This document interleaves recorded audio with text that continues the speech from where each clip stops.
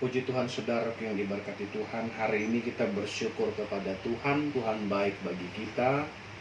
Dalam segala sesuatu yang kita alami hari ini, percaya bahwa Tuhan hadir dan mendatangkan kebaikan bagi setiap orang yang percaya kepada Tuhan. Hari ini kita akan belajar satu kebenaran firman Tuhan, memperingati hari kenaikan Yesus Kristus, sebagaimana apa yang sudah dinyatakan 2000 sekian tahun yang lalu, di mana Yesus pernah hadir, dan di akhir perjalanan hidupnya dia melakukan hal yang luar biasa. Sebelum kita masuk kebenaran firman Tuhan, kita tundukkan kepala, kita berdoa. Mari berdoa bersama. Kami bersyukur hari ini Bapa di sorga, Engkau sungguh baik dalam hidup kami.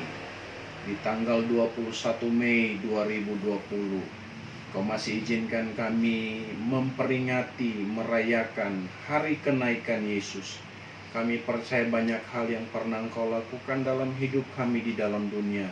Dan kami tahu dan percaya apa yang Kau lakukan tidak pernah sia-sia. Dan hari ini kami rasakan berkat itu. Terima kasih buat pengorbanan-Mu. Terima kasih buat karya keselamatan-Mu. Dan terima kasih buat penggenapan janji-Mu. Hari ini kami belajar kebenaran firman-Mu. Ajar kami semua mengerti. Urapi hamba-Mu, urapi umat-umat-Mu, keluarga besar GPI Eklesia yang hari ini tidak bersama-sama terhimpun dalam persekutuan, tapi mereka masing-masing berkumpul terhimpun dalam persekutuan rumah tangga mereka masing-masing. Doa hamba-Mu mereka diberkati Tuhan. Terpuji nama-Mu, biar mesbah ini benar-benar mengimpartasikan sesuatu yang baru. Penuh syukur kami sambut firman-Mu. Haleluya. Amin.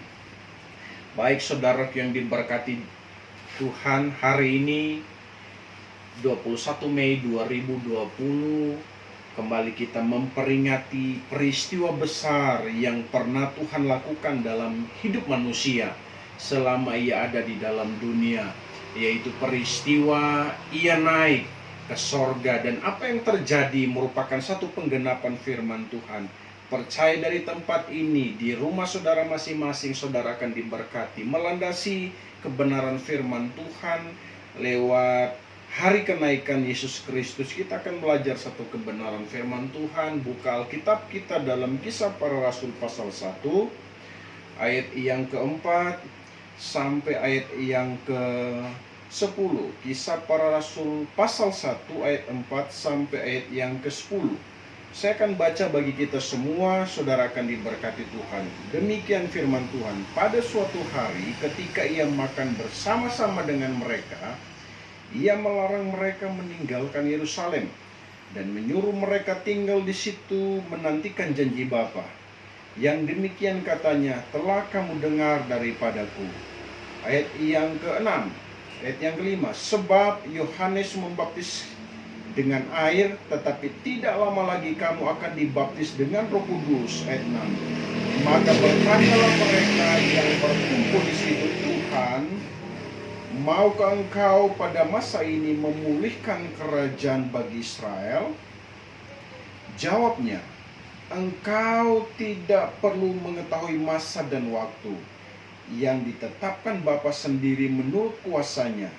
Tetapi kamu akan menerima kuasa kalau Roh Kudus turun ke atas kamu. Dan kamu akan menjadi saksiku di Yerusalem, di seluruh Yudea dan Samaria, dan sampai ke ujung bumi. Sesudah ia mengatakan demikian, terangkatlah ia disaksikan oleh mereka, dan awan menutupnya dari pandangan mereka. Ayat 10. Ketika mereka sedang menatap ke langit waktu ia naik, tiba-tiba berdirilah dua orang yang berpakaian putih dekat mereka. Saudara yang diberkati Tuhan, kalau kita pelajari kebenaran firman Tuhan hari ini dari peristiwa kenaikan Yesus Kristus, kita akan melihat hal yang paling penting yang menjadi pesan Tuhan bagi murid-murid Tuhan pada waktu itu, dan juga bagi saya dan saudara di hari-hari ini. Apa yang Tuhan mau sampaikan bagi kita lewat pesan kenaikan Yesus Kristus ke sorga 2000 sekian tahun yang lalu. Di dalam ayat yang keempat, waktu Yesus bersama-sama dengan mereka sedang berkumpul bersama, Yesus memberikan satu pesan yang sangat indah, yaitu pesan di mana mereka tidak boleh meninggalkan Yerusalem. Dan kalau kita perhatikan pada ayat yang ke-8, ayat ini berkata, kalau Roh Kudus turun ke atas kamu, kamu akan menjadi saksiku. Yang pertama di Yerusalem dan selanjutnya. Saudaraku, ada apa dengan Yerusalem sehingga Yesus begitu menekankan tempat ini bagi murid-murid untuk mereka tetap ada di situ, menantikan janji Bapa 10 hari berikutnya saat dia naik, dan 10 hari berikutnya dia menjanjikan janji Bapa, yaitu Roh Kudus. Ternyata di Yerusalem Yesus punya fokus yang sungguh luar biasa. Bagaimana kalau kita perhatikan sejarah awal waktu Yesus mengalami penganiayaan, penderitaan pada tanggal 9 bulan Nisan, yaitu awal dia masuk ke Yerusalem sampai ia menghembuskan nafas gantung di kayu salib. Yaitu peristiwa yang sangat mengerikan yang terjadi di sana. Apa pesan Tuhan bagi kita, saudaraku yang diberkati Tuhan? Saya mau katakan hari ini, seperti apapun yang kita alami, seperti apapun yang kita rasakan hari ini, mungkin kita berada pada posisi yang sama dengan murid-murid, sedang hidup dalam ketakutan di Yerusalem. Karena peristiwa kenaikan Yesus adalah peristiwa yang luar biasa. Dan murid-murid pada waktu itu mengalami yang namanya ketakutan yang luar biasa. Tapi herannya Yesus berkata, jangan tinggalkan Yerusalem. Mengapa saudara yang diberkati Tuhan?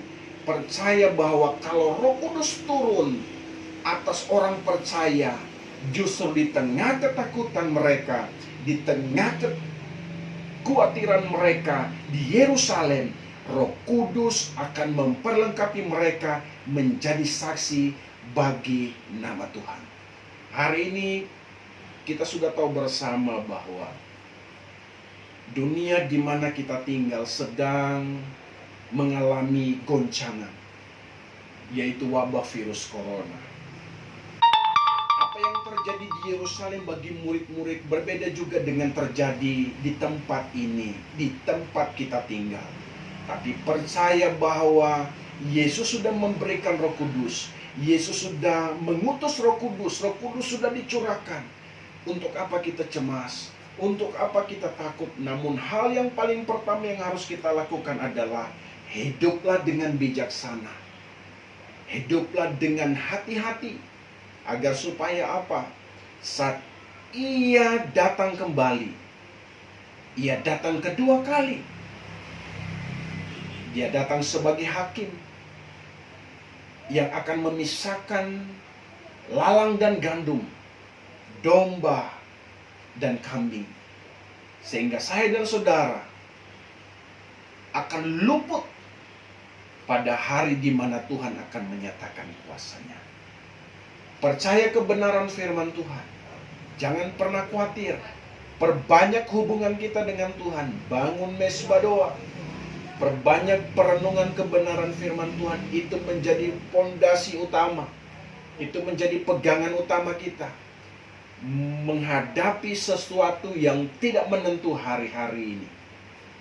Apa yang terjadi di sekitar kita bisa saja menggoyahkan iman.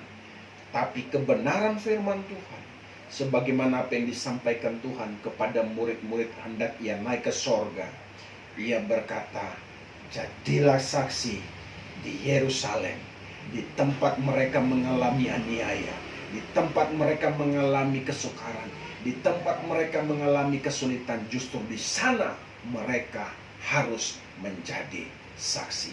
Hari ini Tuhan memberkati saudara di mana tempat saudara tinggal. Hari ini Tuhan memberkati di mana saudara bekerja.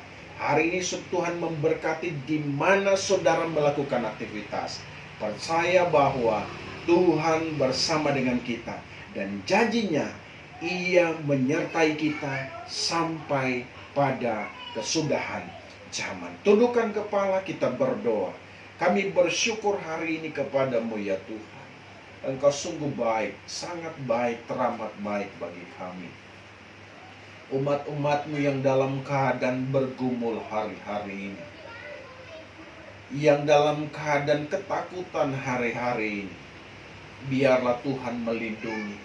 Sebagaimana janji-Mu bagi murid-murid-Mu di loteng Yerusalem, mereka menerima sesuatu yang baru, di mana saat mereka mengalami tekanan di Yerusalem, saat mereka mengalami intimidasi di Yerusalem, saat mereka mengalami ketakutan di Yerusalem, justru di sana Engkau berkata mereka harus jadi saksi.